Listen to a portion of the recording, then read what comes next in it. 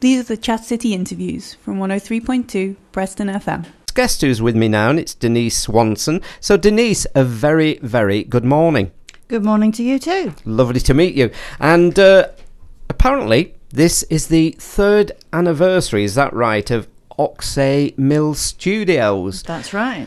For listeners who don't know, first of all, tell us where Oxhey Mills Studios are situated, and tell us then a little about them. Right, well, it's located on Stanhope Street, which is just off Brook Street, just literally down the road from the university, just past 53 degrees, and it's just down there on the left-hand side past the church.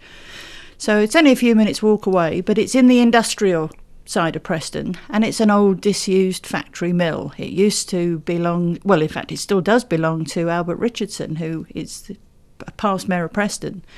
And he ran ARM Limited, which was a factory making braiding and piping and haberdashery items there. And it had been standing empty for a long time. And let's just say he was persuaded to let a bunch of artists go in there and just do it up a bit and use it for studio spaces. So it was 3 years ago, in April 2011, that we first went in there. And as you can imagine, having been stood empty for a while, it was a bit dirty and grimy, but we cleaned it all up and we painted it, and we decided that it was actually too good a space to just have as studios. So we kept the ground floor factory area, the main part of it, as a project space, because we thought, well, there's not really a great deal of opportunity in Preston for people to show contemporary art. The Harris does a great job, but obviously it can only do so much, and it has a different remit. And because PAD had recently closed down and we'd all been members of PAD, we just thought we'd have a go and see whether we could do something ourselves. We thought, well, if it doesn't work, it doesn't work. We've not lost anything. It's not going to cost us anything. So that's what we did. And here we are 3 years later. We're still going strong. And we've done over 30 exhibitions now. We've had we've had some live music. We've had Preston Youth Theatre in there. We've had dance in there. We've had cinematic projections. We've had all sorts of things going on. So it's been great. Thoroughly enjoyed it. So the ground floor is still used? It's still used regularly as a project space, yes. We don't hold... when we first started off, of course, we had bags of enthusiasm, so we were doing exhibitions back-to-back all through the year. We had to let up a little bit on that because we found we weren't actually getting any of our own work done. So we don't have as many exhibitions now, and we tend to have gaps in between them a bit more so that we can just, spend a bit of time in our studios, which is what we're there for. But yeah, no, it's still going strong, and this August will be 3 years exactly since we opened the doors for the very first time, and we had an open exhibition then, and we're planning on doing the same thing again this year. Right. So how many people moved in at the beginning? At the beginning, there was just 3 of us, so we had a floor each. So plenty of space then. Exactly, loads of room to move about. You could really enjoy yourselves. Yep, make as much noise as we wanted, and it was good. And then gradually we got more and more artists, that mostly those that we knew, who'd sort of heard us talking about it and thinking, what on earth are they doing there? And they came along to that open exhibition, and 3 of them signed up there and then on the spot and said, right, we're in. And then gradually a few more came in, and at one point we had about 10 artists in there. But of course artists are transitional beings, they come and go, they move off to do different things. So at the moment we've got 8 in there. And no doubt that'll change. We've still got, there's 1, 2, 3, 4, there's 5 of us who've been there the longest now. And there's, the other 3 are fairly recent additions, but that's the nature of somewhere like that. It needs change anyway. It needs new people coming in rather than it just being the same old ones all the while. And is it mainly contemporary art? It's a mixture, actually, because down in the basement we've got a ceramicist, Terry Bunce, who makes some beautiful pots and various different pieces of ceramic art, and they are art rather than sort of crafts, if you see what I mean. We've also got a couple of textiles artists, Naomi and Loretta, who work with textiles but in different ways, so their work's totally different, but they're both working in textiles. We've got a couple of painters, which is Simon Plum and Julie Saul. They are both painters and printmakers, but again, they're completely different in the way that they approach their work and the type of work that they do. And Evelyn, who's her background is in community art, so she tends to work on projects with small community groups, making things. I'm a photographer, so I've got a photographic studio in there. And of course, our latest member, I suppose I should say, is Lubaina Hamid, who's the Professor of Contemporary Art at UCLan.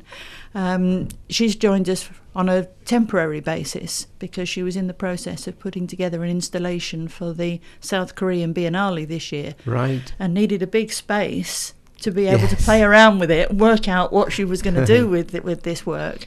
So she's been with us for the last few weeks as well. And in fact, her installation just got shipped off last week. So is that right? Yes. Yeah, so that was great fun.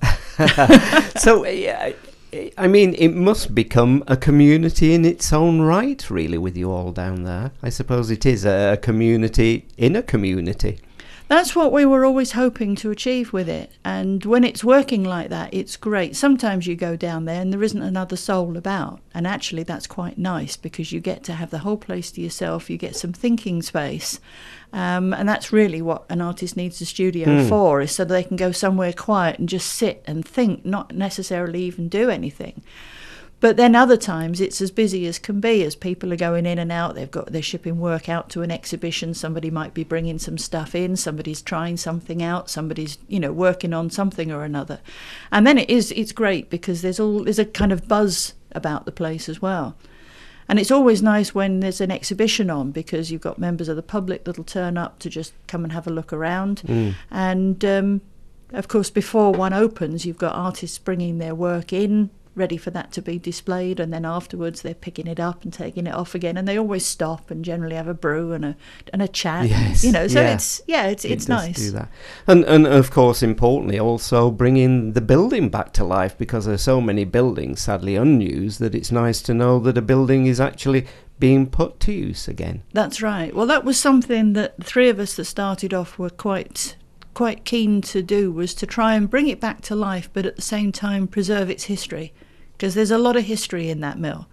Although we're only one small part of it, it's still got quite a history, even the recent history of the factory that was there. So we've got our own little staircase gallery, if you like, where we've got some photographs of when it was in production and where the project space is now.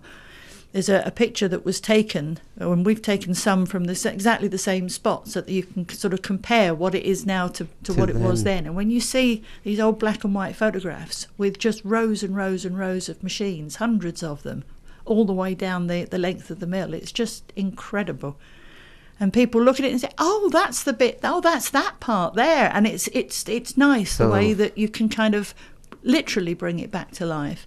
And also we found quite a lot of artefacts, little bits of bobbins and things like that as we were cleaning up. So we kept all of those, and they're all on display as well. And the original posters that were there are still up on the wall. So it just helps to give it a bit of context, really. I would imagine the history also, in a way, complements the artistic work that is going on within the building now. Well, I think so as well.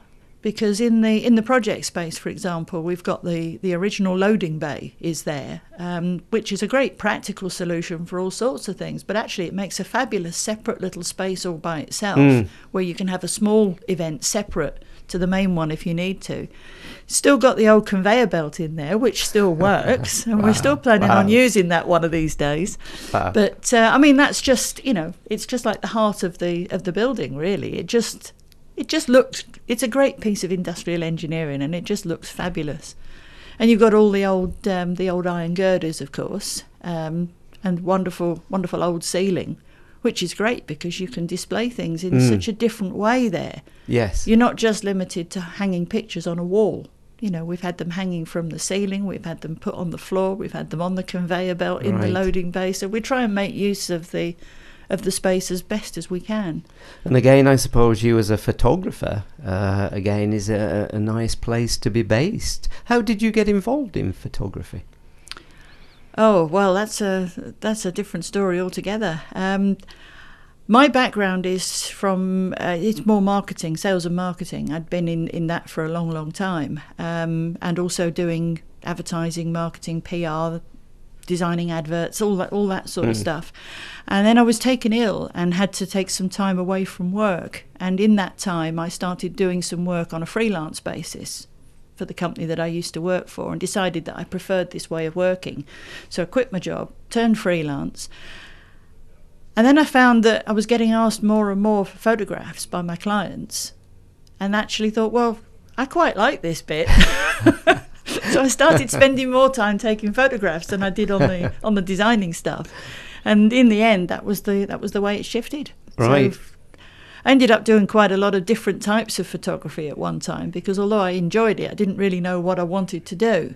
So I did all sorts of different things. But yeah, it was a good experience. It's about 15 years in total I've been doing it, and thoroughly enjoy it. And do you now specialise then within, as you say, you were taking all kinds of photographs. Do you still do that, or is it more a specialised field that you do in photography?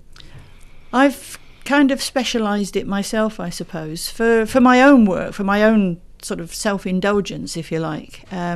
I've always had an interest in nature, so when I need to go and chill out, I'll just take my camera and go out and just photograph all sorts of aspects of nature. But on the more business side of it, I suppose, I photograph artists' artwork. And that only came about through being based at Oxhey's. Right. Because people were coming in needing photographs taken of their artwork. And so I developed the skills necessary and actually completely custom refit my studio now to be able to deal with that. Right. So, Denise, tell us again where you're situated and the times that you're open down there. It's located on Stanhope Street, which is just off Brook Street. We're not open all the time, unfortunately, because artists come and go, as and when they need to use their studios. So we try and stay open on Fridays and Saturdays between 12 and 3 when there's an exhibition on, or at any time when we've got a published event. Other than that, we can't always guarantee that there's people around. So if anybody's wanting to visit, it's always best to get in touch and just, make an appointment. The next exhibition that we've got coming up will be opening the beginning of August, which is the Summer Open exhibition, which is kind of the anniversary one, if you like. Yes. And that's open to any local artists to submit work in. So the submissions weekend is I think it's the 25th, 26th of July. So there's still plenty of time to get some work in. And the theme will be loosely based around summer celebration, that type of thing. But as an added bonus, the council have given us the opportunity to take and make an art market on the flag market, right, in the middle of August, for that purpose. So anybody that's involved with the exhibition will have the opportunity to join us in that as well. So should be good fun. That should be. And is a Facebook page, a website or anything that people can find out more information? Yep, the website is oxheysmillstudios.com. And just to clarify that, it's OXHEYS Mill Studios. We're also on Twitter, which is just @Oxheys. And we do have a Facebook page, but I must admit it gets neglected because I just don't have the time to keep on top of it. But if you search for Oxhey Mills Studios on Facebook, you should find us. There's also a link on our website, actually, so you can follow it that way. Brilliant. Denise, thank you for coming in this morning. Thank you for having me. Enjoy the celebrations. Thank you. We will do. And do come along if you can. Yes, We'd love that to would see be you. nice. Thanks for listening. We hope you've enjoyed the interviews as much as we have. Why not give us a tweet at ChatCityPFM?